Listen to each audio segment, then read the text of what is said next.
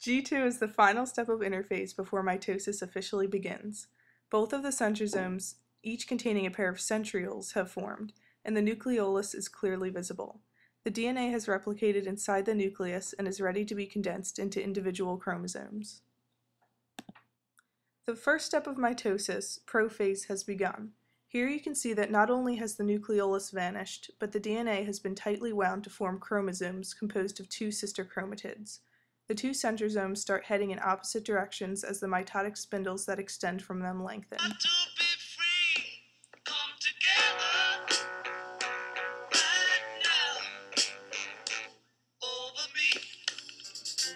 Prometaphase is the next stage. The nuclear envelope has disintegrated into small pieces, allowing the now even more condensed chromosomes to float freely.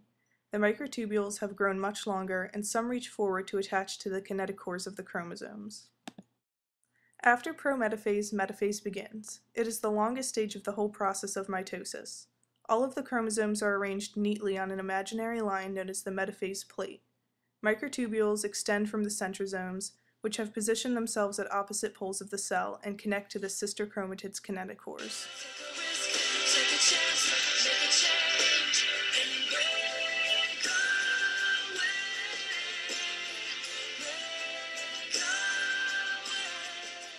When metaphase finally ends, the quick stage of anaphase follows.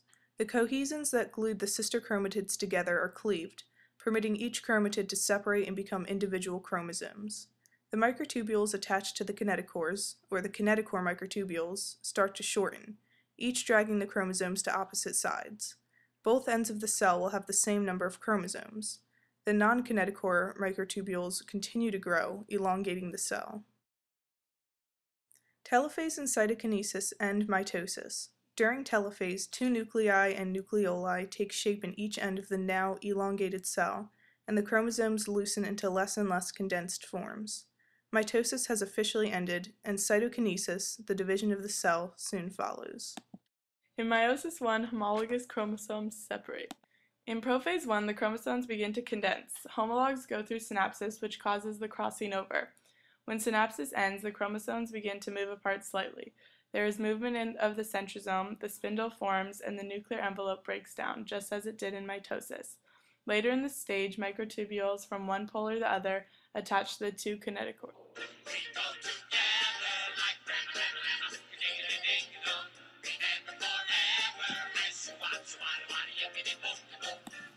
The pairs of chromosomes are arranged on the metaphase plate, with one chromosome in each pair facing each pole. Both chromatids of one homolog are attached to the kinetochore microtubules from one pole. Breaking apart inside, breaking apart inside. Homologs are allowed to split due to the breakdown of proteins responsible for sister chromatid cohesion. The homologs then move toward opposite poles, guided by the spindle apparatus. Sister chromatid cohesion persists at the centromere, causing chromatids to move as a whole toward the same pole. Maybe we're better off this way. It's better that we break. By now, each half of the cell has a complete haploid set of replicated chromosomes. Cytokinesis forms two haploid daughter cells. In meiosis 2, sister chromatids separate. Prophase 2, a spindle apparatus forms and the chromosomes move toward the metaphase 2 plate. Nobody gonna love me better. I must stick with you forever. Nobody gonna take me higher. I must stick with you.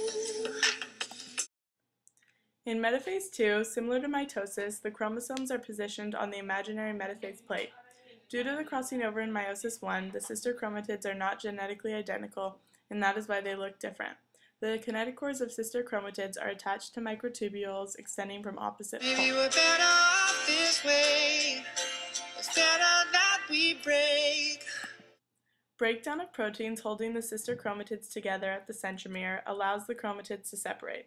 The chromatids then move toward opposite poles as individual chromosomes. I wanna see you out that door, baby. Bye, bye, bye. Nuclei form and the chromosomes begin descending. The end product of meiosis is 4 daughter cells, each with haploid set of unreplicated chromosomes. Each of the 4 daughter cells is genetically distinct from the other daughter cells and from the parent cell.